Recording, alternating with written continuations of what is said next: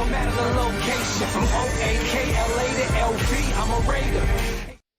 Raider Nation, what's going on? You're watching the Raiders Report, and if you're looking for the latest Raiders news and rumors, you're in the right place. Head on over to manscaped.com/Raiders, because if it wasn't for them, I wouldn't be able to do this show. We're hooking y'all up with 20% off and free shipping on the best male grooming products out there. All right, y'all, so what exactly is going to be coming up on today's video? We got a lot of stuff to talk about. We're going to got some rumors to talk about. We got some trade stuff going on around some big name players. Could the Raiders potentially be going out and signing Melvin Ingram? I got a fun little rumor around that. Rodgers trade idea. This one is from The Athletic. I'm going to break it down, give you my 2 cents. It actually also involves a good player on our defense. Julio Jones latest. A report came out linking the Raiders to Julio and basically saying that, hey, I think Julio actually does end up getting traded. And at the very, very end of the show, I got some important dates that I want you to go ahead and write down. All right, let's get into the first story here on today's show. Melvin Ingram, is he going to be signing with the Las Vegas Raiders? The reason why I have made this show, and I think one of the reasons why this show does so well, is because, you know, you got Twitter GMs, you got Instagram GMs, and you got a lot of people out there saying that, hey, according to this is what's going to happen. All I'm saying is the amount of, we'll say, reports, air quotes here, that I've seen that the Raiders are going to go out and sign Melvin Ingram have been a little bit out of control. All I'm doing is this. I'm saying that, hey, there have not been any new reports regarding the Raiders going out and getting Ingram, and as it stands right now, I would probably honestly only give this one Chucky head. It might even be less than that, for the simple fact of, hey, I get that he's a good player, but the Raiders did a lot of things this offseason that indicated maybe they're not interested in the 31-year-old who, sure, he's been in this defense before, had 10 tackles last season, no sacks, a tackle for loss. The biggest issue with Ingram is, well, this guy can't really stay healthy. So when you talk about the fact that he hasn't been able to stay healthy, but he knows the system well, that's where this whole debate comes in, which is why I'm going to kick off this show with an early question, so make sure you're paying attention. Why for yes and for no? Should the Raiders sign Melvin Ingram? So if y'all come across this video on Facebook, which guess what, we're actually on Facebook as well, go check it out. Just Win Baby Raiders is the link. Or you can also go ahead in the comment section on YouTube, where we just crossed 78,000 subscribers. Should the Raiders go out and sign Melvin Ingram? I want you to type Y for yes, or go down in the comments section and type N for no. The reason why I'm going to go ahead and I'm going to say this could actually be a yes for me is because the only way I'm going to end up doing it is if you end up bringing in Melvin Ingram on a one-year prove-it deal, and I'm not going to pay him anything more than $3 million. If you want to go ahead and pay him more than that, I'm simply going to say no. The other reason, though, why I could see people saying no is because you went out and drafted Malcolm Kuntz in the third round, number 79 overall. Early reports are that they plan on using the edge rusher out of Buffalo a lot like the way that they were going to use somebody like a Melvin Ingram. So the fact that they took somebody that literally Gus Bradley said, you know, I see a little bit of Melvin Ingram in him, you can see the connection there. But if they might have a younger guy who they connect to Melvin Ingram, maybe that's another reason why they won't go ahead and do it. Now, one of the reasons why I'm always telling you, hey, go ahead, subscribe, because if there is breaking news on the channel, we're here for you. I mean, we broke down the entire thing around Jeff Heath getting released. We broke down the signing of, Casey Hayward. We were also getting ready to do a live show on Tuesday, and we did all that literally in like 1 hour span. It was pretty wild. And if you missed it, all I ask is this. Turn on the subscribe button. No, turn on the notifications. Hit that subscribe button, and make sure you join us for every single one of our live shows here at the Raiders Report, 6 p.m. Eastern Time, 3 p.m. Pacific. I'm trying to really drill that in your head, just like you're trying to drill your, you know what. Shout out to Manscaped. All right, let's go to trading for Aaron Rodgers. That's the next story up here on today's show. And the report, the new one that's basically come out is that Green Bay has already started looking at other quarterback options. This one's from Adam Schefter. It came out bright and early, I believe like around 7 a.m. Eastern time. So when I saw this, I was like, okay, that's pretty interesting maybe, because obviously a lot of rumors around Rodgers leaving. He doesn't want to be there. He wants to go do Jeopardy, you know, do. I mean, we could go on and on and on about everything going on with Rodgers right now. But the fact that the Green Bay now is actually going out and looking at other quarterback options is the reason why I'm saying, hey, don't be surprised if they decide to move on from the MVP. So what The Athletic did is they put together a perfect trade package for Rodgers in terms of like what it would be the perfect package for the Raiders to go out and get somebody like Rodgers. Another shout out to Manscaped there. I think Rodgers is getting dealt, and I think it's going to end up happening here. So what I wanted to be able to do is show you the idea that the Athletic came up with. The Raiders receive Aaron Rodgers, and this one is from Tashan Reed, and he does pretty good work. We have the Packers receiving Derek Carr, Nick Kwiatkoski, and then 2 first-round picks. What I want you guys to do here, and this is probably going to be the question that gets the most comments, if you could, I want you to actually take a screenshot of this bad boy, and I want you to put it on Twitter. I want you to put it on Facebook, put it on Instagram. Make sure you tag me in it because I want to see what people are saying about it. But grade the trade. A, B, C, D, or F. I want you to go down in the comments section and let me know. The grade that I'm going to end up giving this deal is I'm going to give it a B grade because a lot of people are like, wow, a B? Like, I can't believe you're going to give up Nick Kwiatkoski. No disrespect to Kwiatkoski. He's the best linebacker on this defense, at least he was last year. I mean, linebacking is basically the running back position on defense. It's probably the least important. Does he wear the green dot in the helmet? Yes, he does. Is he the quarterback of the defense? Yes, he was. However, if I can upgrade at the quarterback position and I can go out and get somebody of a Aaron Rodgers caliber, you got to go ahead and do it. And if all you got to do is give up 2 first-round picks, that's intriguing to me. Plus, I mean, remember, this is what you would have to pay Rodgers if he was traded here. You're only going to pay him $22.0 million.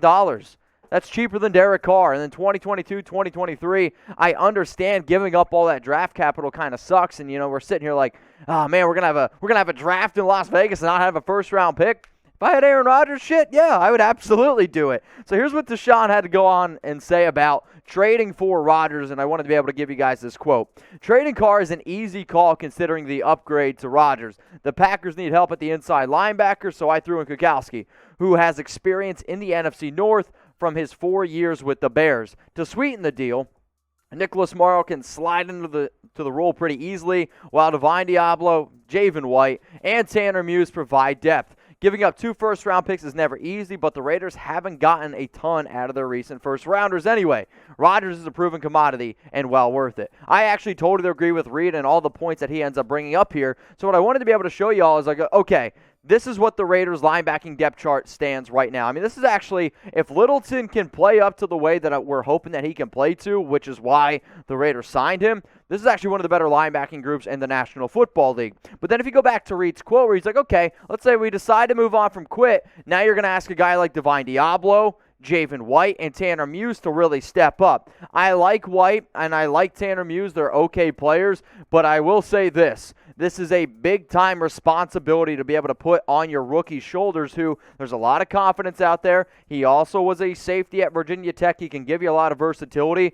But the other reason why I'm actually kind of okay with this is, again, the Raiders actually last season played a lot of snaps with only 2 linebackers out on the field. Yes, the defense is going to look a lot different, but I'm also a believer that you're going to see Jonathan Abram up in the box more, and if he's got to just be an extra little linebacker in terms of depth, and that means we can also get somebody like, I don't know, Aaron Rodgers, I'm totally for it. In terms of how much money this would save this football team, it's about $4.8 million.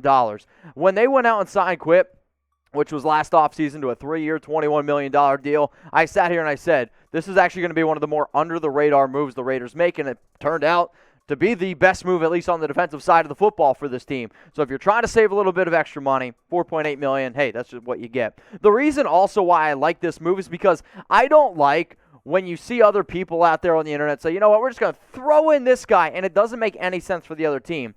The biggest need after the 2021 NFL Draft for the Green Bay Packers, it's inside linebacker, and that's exactly what Quit's going to be able to give you. Now, if you guys didn't like the idea of throwing him in there because, hey, you want to be able to keep him on the team, cool. What I am going to do, though, is this. I am going to challenge you to make up your own trade ideas in the comments, and I want you to go ahead and think of something where you're going to throw in another position. Maybe it's a DT, maybe it's a safety, maybe it's an offensive tackle or edge rusher, just getting all scrambled up here on the Raiders Report. The next story up here on the Raiders Report is presented by Manscaped, and it's actually around a trade involving Julio Jones. But wait, I'm actually getting something in my ear right now. We have some breaking news. The Raiders, they have cut Bush.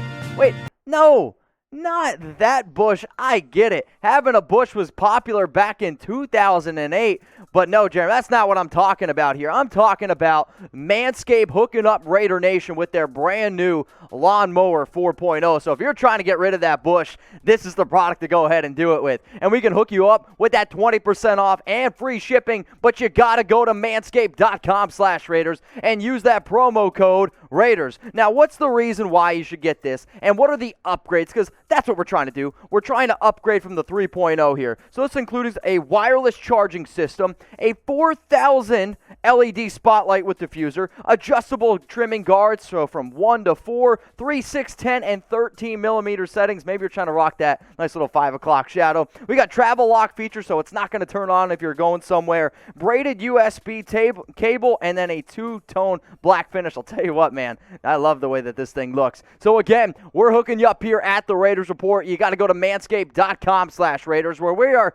slicing down prices. Manscaped.com. I mean, look at that. Usually $89.99, now only $71.99. Free shipping, 20% off. Brand new Manscaped 4.0 razor here, the Lawnmower 4.0. The best deal on the internet if you're looking for the best male grooming products out there. One more time, it's in the comments. It's in the description. Manscaped.com/Raiders. All right, let's actually get to the next story here around Julio Jones. If you want the Raiders to trade for Julio, I want you to listen up because this is actually getting pretty juicy. Peter King went and spoke today and said, you know what? I'm actually starting to believe that the Falcons, it's not just they might, that they are actually going to end up trading Julio Jones. And for some of you out there that are like, well, who the hell is Peter King? Peter King's basically the guy that leaked the rumor that the Texans were going to trade DeAndre Hopkins. Nobody believed him, me included, and then it ended up happening. So this deal would likely take place before training camp, according to King, which is kind of like, well, no shit, that's July 15th. It also has to happen after June 1st, because if they were to trade him before June 1st, they're going to eat a lot of money, and let's face it, the Falcons, they're in cap hell, which is why they're going to end up moving on from Julio. So here's what Peter King had to say on the Falcons trading one Julio Jones. The one other thing I left there with is that I don't think because Julio Jones wasn't traded on draft weekend, I don't think that means that he won't be traded. And in fact, I'd say it's better than 50-50. So for you watchers out there, I mean, we're getting over 2 Chucky heads now, that he will be traded before training camp begins. The reason is, obviously the Falcons are basically in cap jail right now, and they could clear an awful lot of space by trading Julio Jones due second or after. Meaning, they could separate his cap hit into 2 years instead of taking it all now, so that's why I still think there's a good chance he gets traded. Now, the 4 teams that Peter King linked to Julio most recently, the Baltimore Ravens, the Miami Dolphins, the Las Vegas Raiders, and the New England Patriots. So what I went ahead and did is I actually ended up ranking these teams in terms of the most likely to go out to trade for Julio. But before I get into that, man, when we get crazy videos like this, I always tell people, hit me up on IG. I'm at MitchellRents365. Let me know what you think about the video. If there's more ideas that you want, hey, that's what this time of the year is all about. We're in May. Like, we're getting ready into the diehards watching this channel. I want you guys to have fun.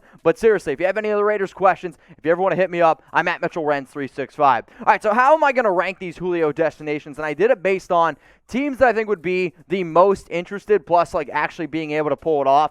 The Baltimore Ravens, to me, they're number one. Not that they're desperate, but they still need, I think, a true number one receiver, even though they went out and drafted Rashad Bateman. The New England Patriots, they're pretty good with veteran receivers, at least they try to be. The Raiders, and then the Miami Dolphins. So here's what Peter King had to say. He said, you know what? I'm actually starting to believe that a trade could go down for a second-round pick. I was like, you said second-round pick? Wait. Second round pick. Yes, he did. So the Raiders could actually get Julio. The Falcons would get a 2022 second round pick. So all along I've been like, I think it's going to cost a first.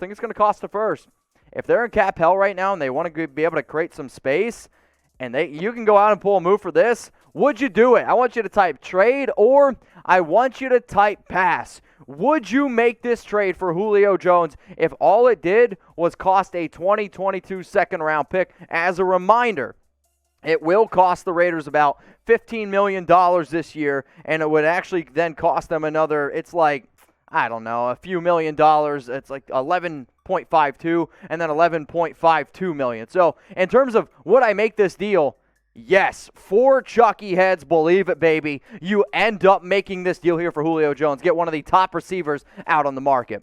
Now, earlier I was telling you, hey, guys, let's meet up. Let's have a good time. That's what I would love to be able to do. So if you haven't already heard, I am going to be at McKinnish Park, which is this address right here in Texas, from Sunday 2:30 to 5 p.m. Central Time. I know it's Mother's Day, but hey, if you want to meet up, I'm going to be playing softball with the DFW Facebook page. There's a bunch of diehard Raider fans there. From what I've heard, it's going to be a pretty good turnout. But if you want to meet up, want to have a good time, have a few drinks, let me know. I'll be there, McKinnish Park, Sunday, 2:30 p.m. Central Time to about 5 p.m. And then I got to go to dinner. I got to go to my girlfriend's Mother's Day dinner. All right, so before I let this show wrap up here are some important dates that I want you to put in your calendar or just take a screenshot and remember. Rookie minicamp, May 7th to 9th. OTA workouts, it's a bunch of different days here. And then the mandatory minicamp starting from June 15th to June 17th. We're going to be keeping you updated the entire offseason, so make sure you don't miss anything. Hit that big red button that says subscribe at youtube.com/Raiders Report.